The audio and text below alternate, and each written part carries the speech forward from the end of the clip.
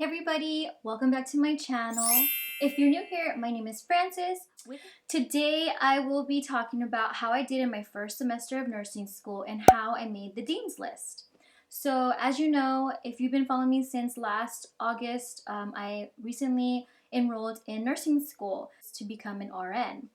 I am now 2 terms in and I'm currently in my 3rd term. So West Coast University is a university that particularly goes by the term system, which is equivalent to like a quarter system of like the UC system in California.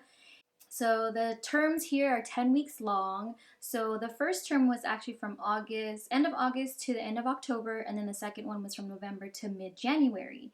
And in those 2 terms, that equals like a semester, and I took a total of 5 courses. So my first term, I took anatomy, lifespan psychology, and first year seminar, which is like a GE course, intro course from West Coast University. I guess you can say it's a course that helps you prepare to be a better skilled college student, to prioritize your time and be better organized. Honestly, I feel like it was a BS class. They made us take the TEAS exam at the very end of the course. You didn't really have to get a passing grade, but you just had to take the TEAS exam to show like your areas of improvement. So we actually initially took the TEAS exam in the beginning of the course and then later at the end to see how our scores improved. And honestly, I did not prioritize that class. They don't give you a letter grade. They only give you a pass or no pass. However, I did take anatomy and lifespan psychology in the first term, and those classes I aced, which is how I got on the Dean's List. So when a student makes the Dean's List, that means they get all straight A's, a GPA of 4.0, and they're taking more than 6 units for that term. So I managed to carry on that grade from the beginning to the end of this term, and yeah, and I also was able to get all A's in my second term when I took human physiology and critical reasoning.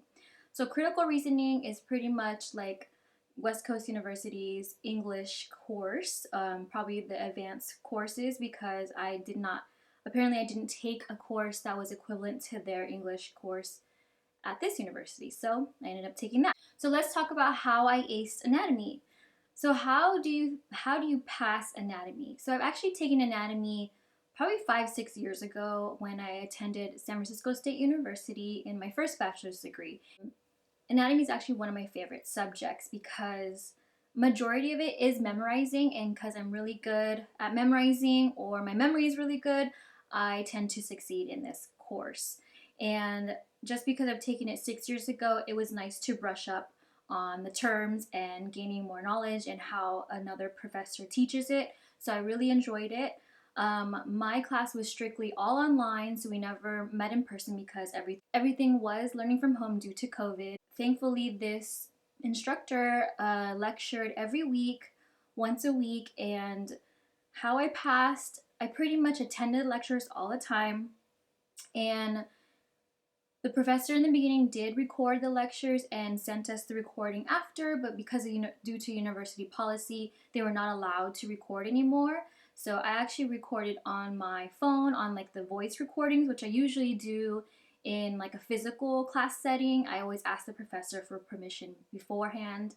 And yeah, that's what happened. I would go back. So lecture was always on a Monday and Monday evening right after I got home from work, and I would attend lecture. Yes, I would take notes. And the good thing about this professor is that he went through his PowerPoints, and he did emphasize that his PowerPoint slides were mainly for the exams. And I know some professors say, read the book and my lectures, but they don't ever really say which one's more heavily emphasized on the exam. So this professor was really nice, and he told us like pay attention to the slides.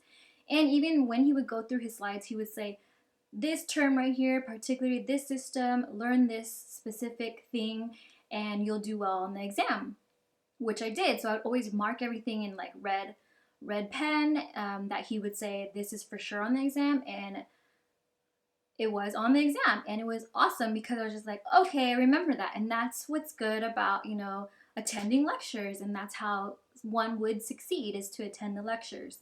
So even after lectures on Monday night, on Tuesday or Wednesday, I would go back to the lecture, compare my notes to it, and then add on to the notes, and then just rewrite my notes, and then I would study off of that all before the next lecture so that I would be, up to date and not like slack for the next chapters. So since this class was online, we did have discussion groups, well, actually, discussion assignments that were due every week.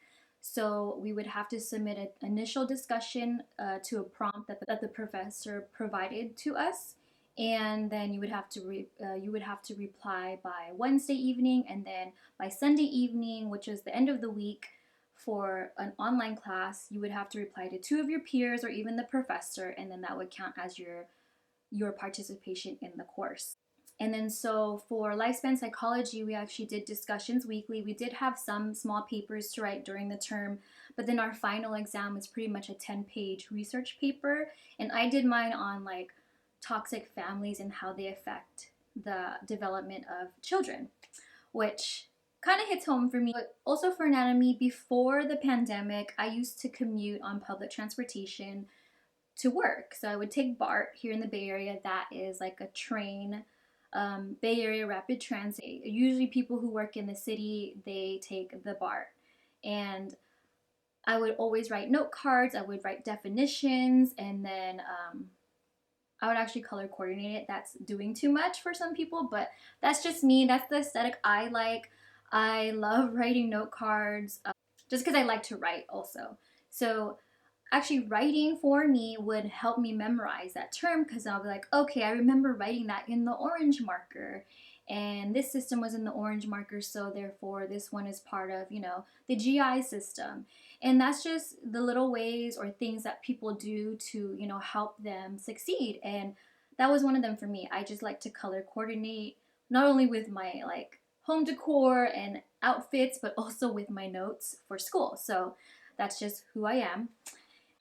And yeah, so going back to that, when I used to commute on the train, I would bring my note cards and just read them on the train, and just repeat repeat it all the time. And it's just kind of like when you hear a new song and you want to know the lyrics, you listen to it like 5 to 10 times, and then you get the lyrics down in your head, you memorize it, and you realize, you start singing it along with the song, and you don't even have to look at the lyrics. That's exactly how I feel about anatomy or anything else that's, you need to memorize, for like a phone number.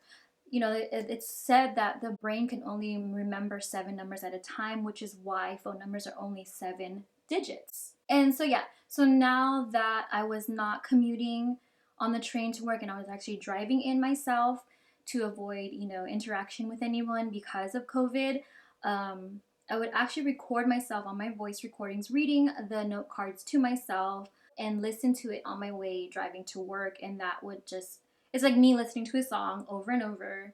And then, my brain would hopefully absorb it. And it did. And then, so the second term for human physio is actually a little more difficult for me. Even though physiology was my major, my first bachelor's degree, I struggle with this, and I did struggle with physio in my undergrad as well. But the questions on the exams are designed to confuse you, which our professor did. He told us, these are the type of exam questions that are going to be on the board exam, so be prepared. So let's just say, here is this piece of petrified wood. Please, describe it to me, not only in one way, but like 3 different ways. And in physio, you have to describe 3 different ways of how to follow a pathway for a certain system. How does it work? What if, something blocks something from happening? You have to know why and what factors are affecting it. So that's what physio is about, and that's why it's so difficult for some people to grasp it. And honestly, I studied my ass off for physio, and I was getting so frustrated. I actually, on the midterm, I believe I got like a really low C, like a C minus. And thankfully, which is really unfortunate, honestly, that other people did worse than me, so that the professor did curve it. So I ended up actually getting like a B plus or something.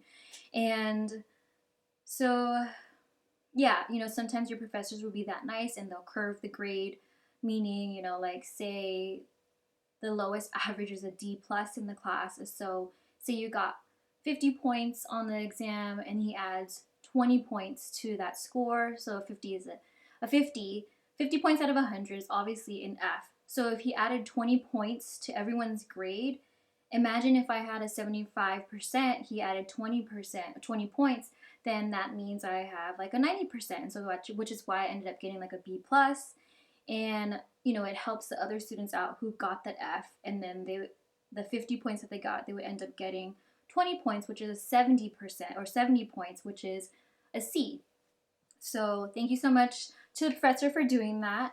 Yeah, so I do recommend study groups. I know that a lot of people cannot meet up in person just because of COVID, but there's Zoom, there's Blackboard meetings, and you can record the sessions for those who cannot make it. But it's really helpful just to reiterate the questions or what you know, and to hear someone else tell you what they think in their own mind, because it could be another answer to another question, if it was like reversed or whatever. So that's what we did. Me and this other girl in the class, we organized study sessions and we just went through the whole study guide, and people joined if they wanted to or not. And it was just awesome. Like, it's not, like the whole vibes of meeting at the coffee shop like we used to back before COVID, but it still helped. It's really difficult when you're at home learning by yourself, especially for me. And this school in particular, they actually use APA formatting for like essays and citations, and that was really new to me because I've always used MLA citation formatting, and so I learned something new. And then also in my critical reasoning class, their English equivalent class, I was getting really upset because I made the dean's list the first term. I was being so hard on myself for the second term, and I was like, I can't get a B or lower. I need to get an A. I was so driven, and I was upset every time my professor would give me 38 points out of 40. And she was just like, that's actually really good. You just have to respond to your peers more thoroughly. And I was just like, ain't nobody got time for that.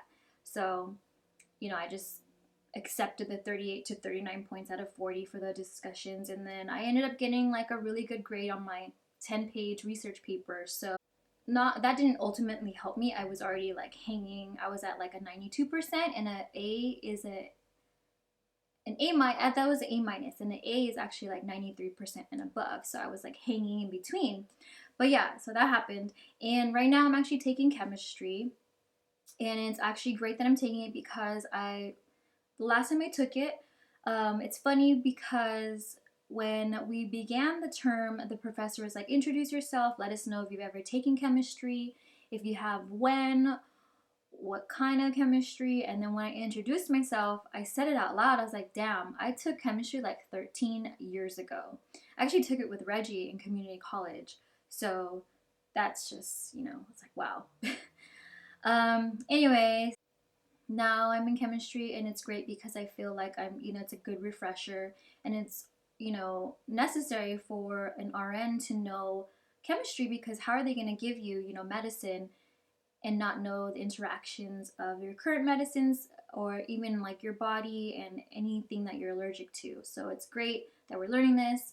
And I also just attended my nursing clinicals info session last week, and I actually start nursing clinicals mid-June. So that is something I'm really nervous about, because if the school does not notify us yet that we're still learning from home, that means I'm going to have to locate down to Southern California. And I'm really nervous about that because Reggie, my husband, will still be home, and we haven't been separated for like, I don't know, we've probably been together every day since we've been together.